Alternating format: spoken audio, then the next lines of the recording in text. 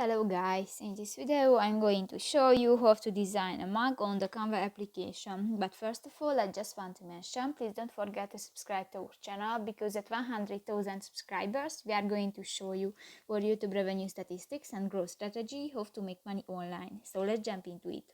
First of all, open the application on your device. Go to the print section and click to the gifts button next to the marketing option, scroll down and click to the mug option.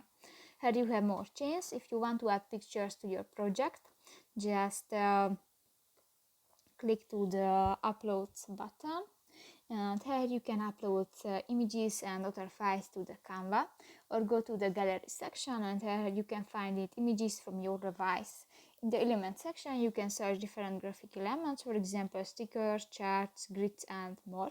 If you go to the design section you can find different styles and templates which were created by professional graphic designer. Just select one and step on it. New, you can edit this template. If you want to change the background color, just click to the white square icon next to the design section and just select another color. If you want to move an item on your project, just click that and you can move and you can edit the size. So that's pretty much it for this video, guys. See you in the next one. Bye bye.